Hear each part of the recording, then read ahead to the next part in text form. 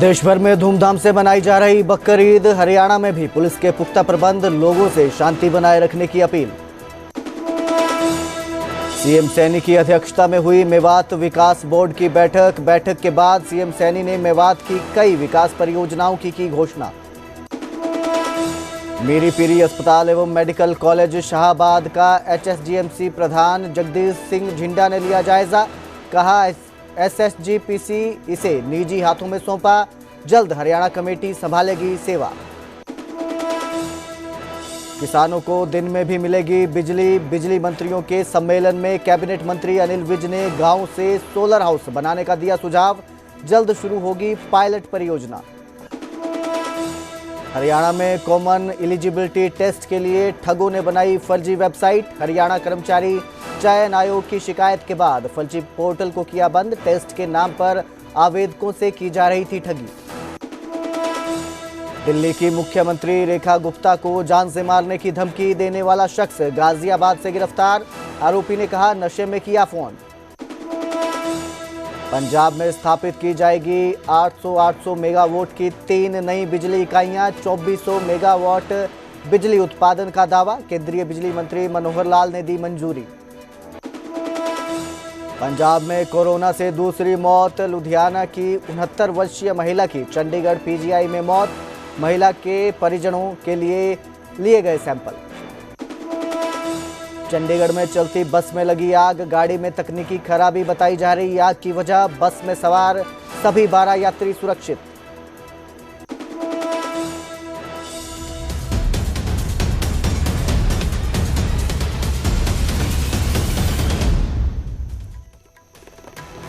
नमस्कार, स्वागत है न्यूज 18 पंजाब हरियाणा में। मैं कुलदीप भारद्वाज हाजिर हूं देश और प्रदेश की सभी जरूरी खबरों के साथ। बुलेटिन की शुरुआत करेंगे बकर ईद से। आज पूरे देश में बकर ईद का पर्व मनाया जा रहा है, धूमधाम से इसे मनाया जा रहा है। मुस्लिम समाज के लोगों ने नए कपड़े पहनकर ईदगाह में बकर ईद की नमाज पढ़ी, एक दूसरे को गले लगाकर बकर ईद की बधाई दी। इस मौके पर लोगों ने घर घर जाकर एक दूसरे के घरों में जाकर अलग अलग तरह के व्यंजनों का आनंद लिया। यहाँ हम आपको नूह और यमुनानगर की तस्वीरें दिखा रहे हैं। आप देख सकते हैं लोगों ने ईदगाह में जाकर जो है बकर ईद की नमाज पढ़ी। बड़ी संख्या में लोग ईदगाह पर नमाज अदा करने पहुंचे थे। नूह और यमुनानगर की ये तस्वीरें हैं। देश भर में मुस्लिमों भाईचारे के बीच इस जो त्योहार है इसको मनाया जा रहा है। बड़े धूमधाम और हर्षोल्लास से बकर ईद को मनाया जा रहा है। एक दूसरे को ईद की शुभकामनाएं दी जा रही हैं। आज बहुत ही हर्षोल्लास के साथ, खुशी के साथ ईद मनाई गई है जी, बकर ईद है ये जी। और बहुत ही बेहतरीन खुशी के साथ सभी भाइयों ने मिलकर बकर ईद में दुकान अदा किया है। किस तरह की रौनक रहती है, क्या खुशी रहती है? देखो, त्योहार तो किसी भी प्रकार खुशी का ही होता है जी। और ये जो बकर ईद का है ये कुर्बानी के लिहाजे से भी ज़्यादा खुशी का होता है। और इसमें कुर्बानी की जाती है पशुओं की। त्योहार हमें सिखाता है कि इस त्योहार पे जो हमारे कुर्बानी का मामला होता है, कुर्बानी का मतलब होता है कि बुराइयों का, किसी भी चीज की बुराई हो उनको खत्म करना। मैं तो सभी भाइयों से हाथ जोड़ के ये भी अपील करूंगा कि जिस चीज से कोई बुराई पैदा हो वो चीज ना करें और उनको आज कुर्बान करके चलें, अपने मन से उनको कुर्बान कर दें।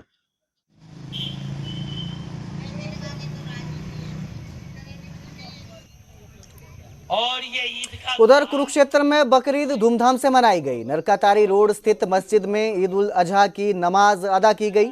मुस्लिम समुदाय के लोगों ने एक दूसरे को गले लगाकर भाईचारे का संदेश दिया।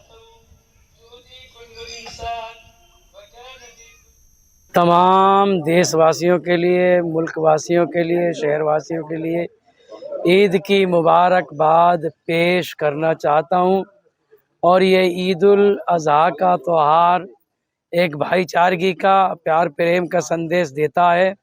और मैं सभी हजरात से ये दरख्वास्त करूंगा कि हम सबको अपने मुल्क के लिए, देशवासियों के लिए और अपने मुल्क की सरहदों की हिफाजत के लिए जो हमारे फौजी भाई लगे हुए हैं, उन सब के लिए हम परमात्मा से वाहिद ला शरीक से दुआ करते हैं, अरदास करते हैं और जो पीछे मामला जो हादसा कश्मीर के अंदर हुआ, ऐसा कभी जिंदगी में दोबारा फिर ना हो। मैं यही रब सच्चे वाहिद ला शरीक से अरदास करता हूँ। तो उधर नूंह में एमडीबी की अहम बैठक हुई। सीएम ने मेवात विकास बोर्ड की यह बैठक ली। एमडीबी की बैठक में 17 एजेंडों पर चर्चा हुई। प्रतिभावान छात्राओं को सम्मानित करने का फैसला लिया गया। 10वीं और 12वीं में 90% से ज्यादा अंक लाने पर सम्मान। एससी समाज की छात्राओं को 1,11,000 रुपए दिए जाएंगे।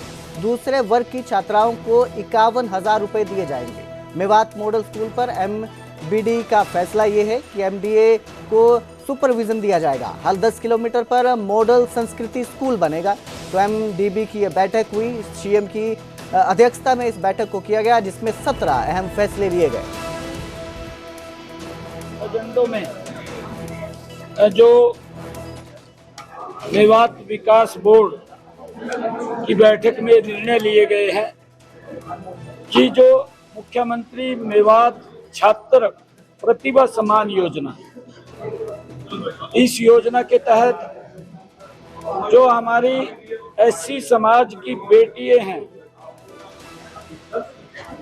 और वो बेटियां सरकारी स्कूल में पढ़ती हैं और भिवानी बोर्ड से एफिलेटेड हैं और उन्होंने 90% से ज्यादा नंबर 10वीं या 12वीं में लिए हैं, 1,11,000 रुपए ये मेवात के लिए, ओनली मेवात को उनको मुख्यमंत्री प्रतिभा सम्मान योजना के तहत वो दिए जाएंगे। हमारे और बच्चे हैं मेवात के अंदर, अगर उन्होंने 90 से ज्यादा नंबर लिए हैं उनको 51,000 रुपए दिया जाएगा। आज इस योजना के ऊपर मोहर लगी है, इसको हमने किया है और हमने मेवात के अंदर मॉडल संस्कृति स्कूलों का सुपरविजन जो एमडीए मेवात डेवलपमेंट अथॉरिटी को देने का निर्णय किया। सुपरविजन मेवात डेवलपमेंट अथॉरिटी करेगी। जो ये हमारे मॉडल संस्कृत स्कूल है, हमने बजट के अंदर भी ये घोषणा की थी कि हर 10 किलोमीटर के ऊपर मॉडल संस्कृत स्कूल बनेगा और मेवात के अंदर भी वो हर 10 किलोमीटर के ऊपर उपलब्ध होगा। तो वहीं अब प्रदेश में किसानों को दिन में भी बिजली मिलेगी। किसानों को कैबिनेट मंत्री अनिल विज ने सुझाव दिया है कि गांव में सोलर हाउस बनाने का ये सुझाव दिया है और कहा कि जल्द ही पायलट प्रोजेक्ट की परियोजना का आरंभ किया जाएगा, शुरू की जाएगी। केंद्रीय ऊर्जा मंत्री मनोहर लाल ने इस सुझाव की सराहना की और कहा कि सुझाव पर केंद्रीय ऊर्जा मंत्रालय आगे बढ़ेगा। हरियाणा में सोलर एनर्जी बनाने का और बढ़ाने का प्रयास जारी है। अनिल विज का यह बयान सामने आया है। क्षेत्रीय विद्युत मंत्रियों के सम्मेलन में अनिल विज ने यह बात कही। उन्होंने कहा कि सोलर हाउस स्थापना के संबंध में ऊर्जा विभाग द्वारा जल्द ही एक पायलट परियोजना संचालित की जाएगी। सोलर हाउस परियोजनाओं की सफलता के बाद इस परियोजनाओं को राज्य के बाकी क्षेत्रों में भी विस्तारित किया जाएगा। श्री विज ने क्षेत्रीय विद्युत मंत्रियों के सम्मेलन, जो उत्तरी भारत का सम्मेलन हुआ था, इसमें कार्यक्रम को संबोधित किया और किसानों को सुझाव दिया कि बिजली के लिए सोलर प्रोजेक्ट लगाएं। सोलर प्रोजेक्ट लगाने का ये सुझाव दिया है।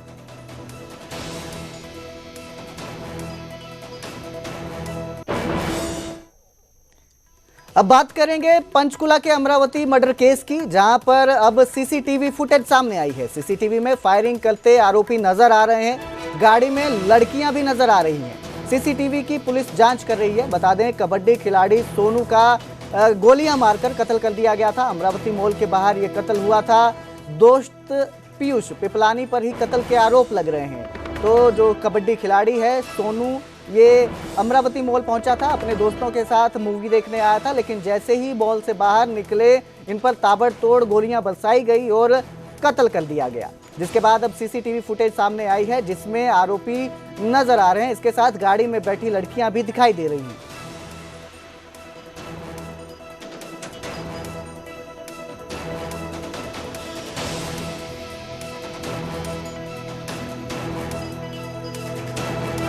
तो अमरावती मॉल में पिंजौर में ये वारदात हुई थी। गोलियां मारकर कबड्डी खिलाड़ी का कत्ल कर दिया था और अब आरोप जो हैं उसी के दोस्त पर लग रहे हैं। दोस्त पीयूष पिपलानी पर कत्ल के आरोप लगे हैं।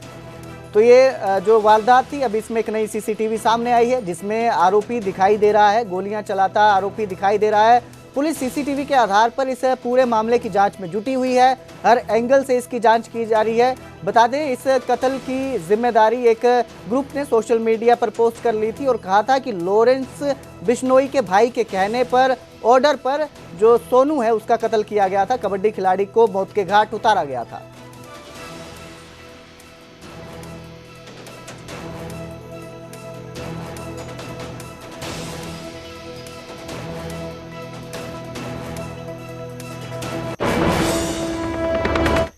पंचकुला हरियाणा कर्मचारी चयन आयोग की सीईटी की फर्जी वेबसाइट मामले में सीईटी के नाम पर ठगी का मामला सामने आया।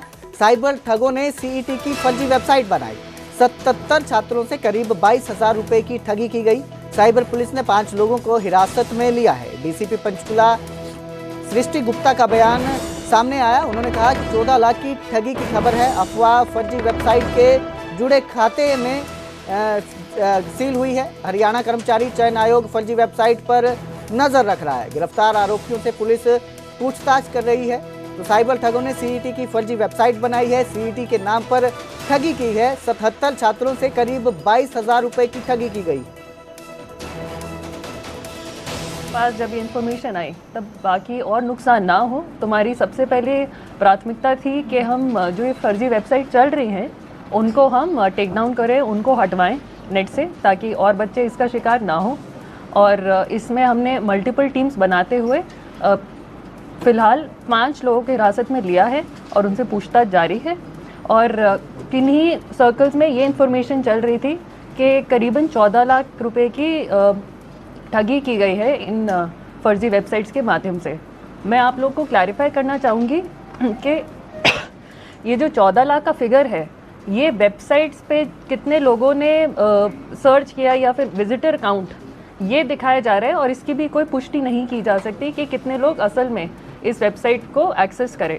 सिर्फ 77 लोगों ने रजिस्टर किया था और कुल मिला के करीबन 22,000 रुपये उन्होंने एज रजिस्ट्रेशन फ़ीस दी है। तो हमारी अभी जांच चल रही है इन फर्जी वेबसाइट का। तो डीसीपी पंचकुला सृष्टि गुप्ता का बयान है। 14 लाख की ठगी की खबर है। अफवाह फर्जी वेबसाइट से जुड़े खाते सील कर दिए गए हैं। हरियाणा कर्मचारी चयन आयोग फर्जी वेबसाइट पर पूरी नजर रख रहा है। गिरफ्तार आरोपियों से पुलिस की पूछताछ जारी है। तो सीईटी के नाम पर ठगी का ये मामला सामने आया है। 77,000 करीब 77 छात्रों से 22,000 रुपए की ठगी की गई है। सीईटी की फर्जी वेबसाइट बनाकर ठगों ने इस सारी ठगी को अंजाम दिया। चयन आयोग की सीईटी की ये फर्जी वेबसाइट बनाई, हरियाणा कर्मचारी चयन आयोग की ये सीईटी फर्जी वेबसाइट बनाई और फिर ठगी की वारदात को अंजाम दिया।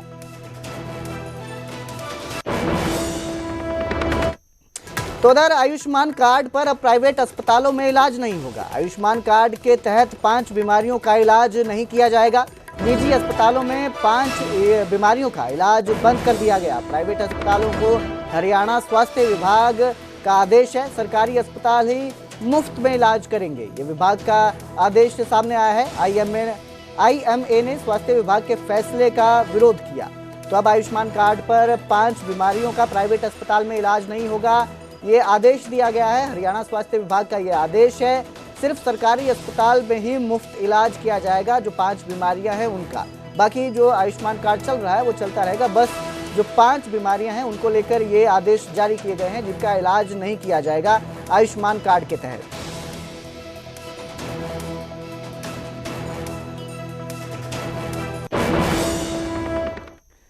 भिवानी में सीएम फ्लाइंग की रेड में बड़ा खुलासा हुआ। भिवानी नगर निगम में बड़ी गड़बड़ी सामने आई। छापेमारी के दौरान 4 कर्मचारी गैर हाजिर मिले। 2000 के करीब शिकायतें मिली थी, पेंडिंग थी, जिसके बाद ये रेड की गई।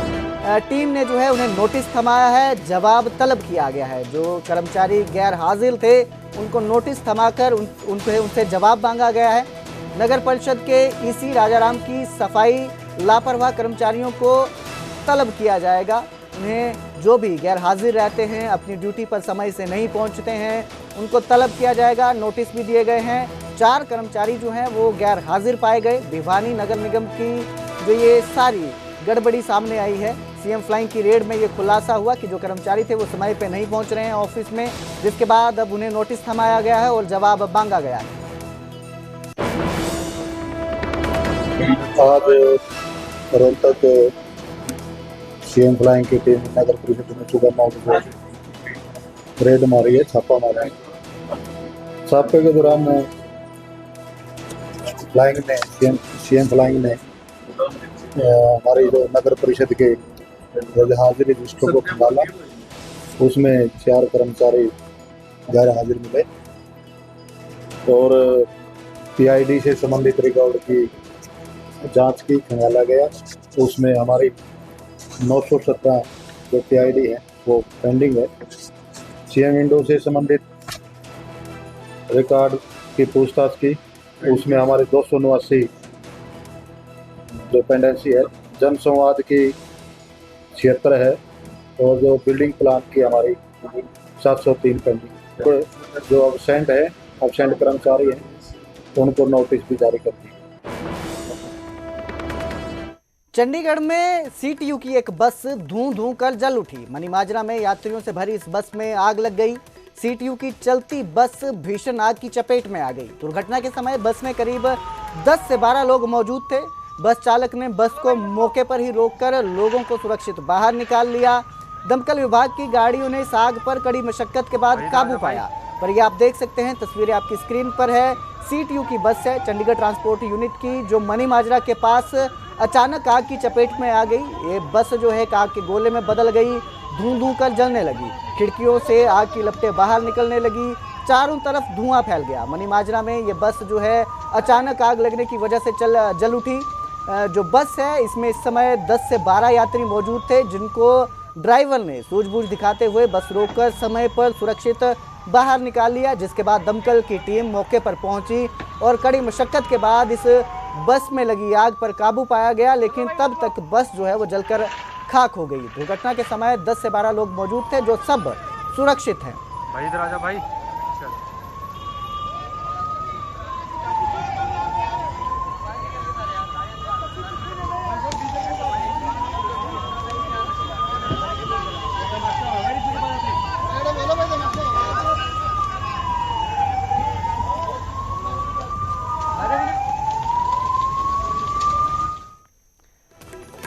तो वहीं फरीदाबाद में भी भीषण सड़क हादसा देखने को मिला। 2 गाड़ियों की आपस में जोरदार टक्कर हो गई।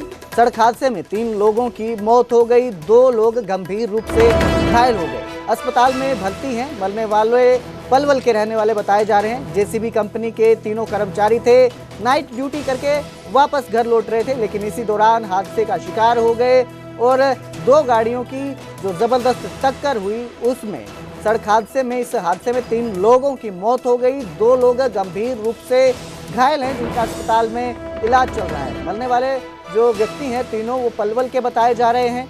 जेसीबी कंपनी में तीनों कर्मचारी थे, काम करते थे, नाइट ड्यूटी करके वापस लौट रहे थे, तभी ये हादसा हुआ।